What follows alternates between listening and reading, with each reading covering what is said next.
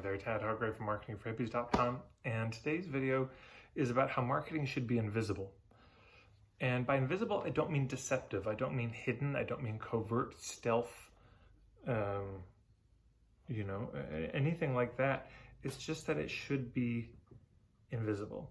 In the same way that good logistics at an event are invisible.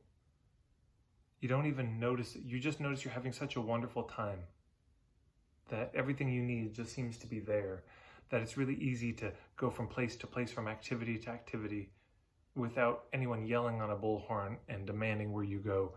You know, the signage is really good. There's no confusion. If you've been at an event that has really good logistics, a conference, a networking event, when the structure of it is set up right, all you notice is you're having a wonderful time. You don't notice all the thought that went into designing the thing, and there can be a lot of thought. So for example, an event called Green Drinks that I helped kind of get going in Edmonton. And one of the things we would often do as an icebreaker to help the poor introverts and the new people to meet each other and everyone to mix. It's a little bingo game. They'd get a little card, somebody with green socks, and you'd get their initial, and then somebody with, who worked in the nonprofit, you get their initial. You'd have to get a row or a diagonal or something. And you get as many as you could, and that would allow you to enter for a door prize. And of course it's fun, and we stopped doing it for a while. People said, bring it back, we need an excuse to talk to people. So that's one example of just a logistical thing that you put in, and it just becomes a game that people play. But the other thing that we did is I said, let's make sure we never have enough pens or pencils. Why would we do that? Because that's another reason to talk to somebody. You see what I'm saying? Then people say, hey, do you have a pen? Well, now they just asked a stranger for something, and now there's a new conversation, a new connection. One of the other things we did was I got this from an event in Vancouver. I think it was called the Power Exchange or something like this. But it was they had 3 connectors at this event, and they introduced them. They had actually their photos and bios, and they said, here's who these 3 people are. If there's people you want to meet today, but you're not sure because you're new to the area, or just ask one of these people. And so I went up to one of these women as a connector. She said, hi, my name's Linda. I said, oh, hey, Linda, I'm Tad. She said, who do you want to, is there anyone you'd like to meet? And I said, there is. I said, I've got this business, Marketing for Hippies. I'm wondering if you know anyone here who's kind of connected to the holistic green permaculture life coachy scene in general. And she said, I don't know. Come with me. And she introduced me to 3 people that night.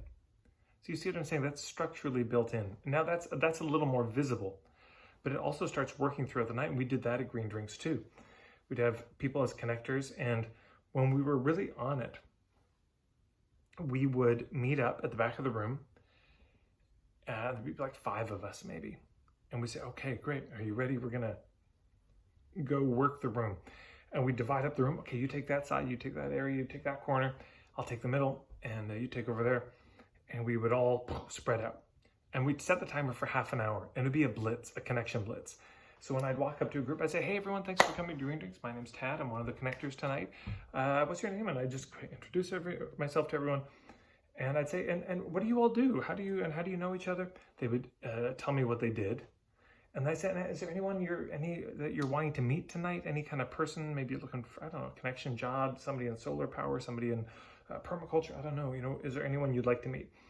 And I would say 75% of the time they couldn't think of anyone. But often, 25% of the time, they'd say, yeah, actually, I'd really love to meet somebody involved in wind power. And I'd say, most of the time I'd know somebody. And I said, come with me. Okay, sorry, I'm gonna steal your friend. I grab them, I introduce them, I say, Godo, this guy wants to meet you, he's interested in wind power. I thought you might have some connections for him. I'll leave you to it. And I would just leave, and I'd go back to the group. I say, sorry to steal your friend. Was there anyone else? See what I'm saying? And then somebody might say, yeah, I'm really interested in rainwater harvesting. I said, boy, I actually don't know anyone in town who does that. Well, at the end of this, we would meet, at the end of the half hour, we'd meet again as a small group, and we'd share our wins. Hey, were there any good connections you made? Yeah, this guy with Windpower connected with Godo, and this. And so this is also a way the other connectors could learn about who was in there. Who's Godo? Oh, he does this. Oh, he does amazing stuff. So they would, we get to learn. We share our wins, which is just encouraging and fun. And then, were there any connections you couldn't make? Yeah, somebody wanted rainwater harvesting. Oh, who was that? I know somebody. Oh, do you? It was this person. Come on. Yeah. And so then we could, so by the end of the night, most people had actually made a fairly meaningful connection, either through the bingo game or asking for a pen or the connector. So you see it's built in. But it's not, the pen thing and the connectors, that's not overtly visible. It's happening in the background, and they're just on the receiving end of it. You know, it's like at a party, the right music playing in the background. If it's going well, you don't notice it. In a movie, the soundtrack, the cinematography is so good that you don't notice it. You're swept up. And you've all seen it in a movie where there was a glitch, or a TV show where the audio was suddenly really bad, or your friends who are amateur filmmakers, and those glitches, and it totally pulls you out of the experience. And so marketing, I think, should be like that. It should just be invisible. And for those of you feeling antsy about that, saying, oh God, Tad Hargrave's going down the manipulative track. Well, it could happen. You never know. Let me clarify. What I mean is this. If your intention is to go for the sale, get the deal, close them, it doesn't matter what you do, it will be manipulative. If your intention is to get to the truth of, is this a fit or not, it won't be. That's my basic thesis of all my work. So if you make it invisible with the intention to close, with the intention to get the sale, that's where it's sketchy. But if you make it invisible with the intention to just get to if it's a fit, it's delightful. You know, it doesn't feel like marketing. It just feels like a conversation. Why? Because it's just a conversation. We don't need to always make it so overt. I just think the best marketing doesn't actually seem like marketing. The best marketing doesn't come across as heavy-handed. It reads like, it comes across as education and relationship building, because at its best, that's what it is. Yeah. You're just educating people. I remember somebody in my mentorship program, she said, I just feel so weird about, she was going to be doing some presentations. She said, I feel so weird about promoting myself. And I said, but that's not what you're doing. When you're presenting to a group, you're not promoting yourself. She said, what? I said, all you're doing is sharing your point of view, and then sharing how they can get more from you if they want it. That's it. But it's not, you see what I'm saying? It's not with the agenda to get the sale. You're just sharing, and you trust them to make a decision. That's it. That's all you're doing. You're saying, look, here's what I've got. Here it is. This is, you're struggling with this problem. You want this result? Here's my take on how to make that journey from island A to island B. And if you're interested in that, here are my rates, or here's some packages, or come talk to me. And that's it. But most of what you're doing is just sharing your point of view, you know, which is why I go on and on about point of view marketing. And so you could sit through a presentation like that, and it's just, it doesn't land like marketing. It doesn't land. Why? Because it's not a pitch. Because I think the pitch is overrated anyways. And yet, when it's invisible like that, and that's different than hidden, that's different than covert, because covert is what? A covert agenda. A hidden what? Agenda. To do what? Well, to get them to do whatever you want them to do, in this case, to get the sale. When that's hidden, hidden is different than invisible. Invisible just means you're not drawing attention to it. You're not, because you're, well, or you're what you are drawing attention to is like, look, my intention is to get to the truth of if this is a fit. And if you do that, people aren't sitting there saying, wow, look at that marketing. They're just saying, wow, thank you so much for the education. Thank you so much for the clarity and the relationship building. It just feels good. And then people do what they're going to do on both sides, you and them. And ironically, maybe the thing that makes it so visible and glaring is this intention to get the sale. And maybe even doubly ironically, when you try to hide it, somehow that makes it flare up even more. The more you try to pretend that you're not selling people when you're trying to sell people, when you try to come across as not trying to convince anyone while you're desperately trying to convince them, this to a keener eye is just, whoa, that was really gross.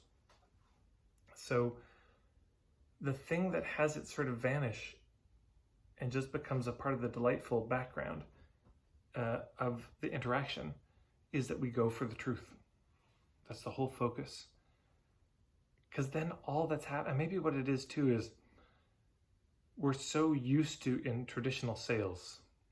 When I say we, I guess I mean the traditional old school sales community, a lot of what I still see out there today, frankly. But we're so used to this agenda of getting the sale. We're so used to that.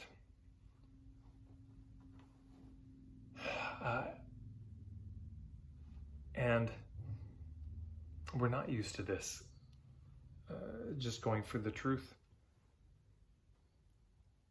It's, if you went to a party and the host was overeager for you to have a good time and was trying to force everyone to have a good time, we all have relatives like this around the holidays. Everyone must relax and have a good time. It makes you so stressed. That agenda to get you to do something takes the delight out of it. And we're so used to a pitch. That's our whole thought. Oh, I'm promoting myself. I'm pitching myself. But if you let go of the agenda to get the sale, there's no more pitching. There's no more promoting ourselves in that way. There's a conversation. There's a human conversation in which the marketing is happening, but it's not so visible. It's not it's not so glaring. And then if it's not a fit, they leave. And what do they have? A really good conversation that's probably set them up to make a better decision in the future. That's all. So I'm a fan of marketing being like the logistics, that you design it so well, you're so thoughtful about it, about how you get their attention, how you filter, how you lower the risk, that you never trigger that response of I'm being sold to, because you're not actually trying to sell to them. You're just trying to filter initially to see if it's a fit. That's, I think, most of marketing in a kind of bell curve, getting their attention. It's like 10%. Lowering the risk of them taking that first step, 10%, but like 80% of it is the filtering. That's where most of our attention goes. And when that's the attention of getting to the truth about that. And we really think that through, people feel respected along the way. Nobody feels forced, cajoled, harassed, bullied, pushed into doing something that they later regret. So this is, to me, the art of marketing. Coming from that agenda of going for the truth, and then how can I make this as beautiful as possible? As seamless, as smooth, and as quick as possible too. Wouldn't that be something? You go to check something out and it's not a fit. And instead of buying it and finding out later it wasn't a fit, within 30 seconds it's not a fit because of how skillfully it's written and how clear and lucid and candid it is about what it is and what it isn't, who it's for, who it's not. So nobody wastes any time. Yeah. Okay, there's more I could say, but I'll leave it there. I've got more videos on how marketing can feel good, and if I remember, I'll put a link below. And of course, if you like this video, please share it with your friends. You can subscribe, the red button, and then click the bell icon. You can sign up to my email list, marketingforhippies.com. And of course, I'm on Facebook as well. If you have any questions, thoughts, reflections, you can put them in the comments below. Thanks so much.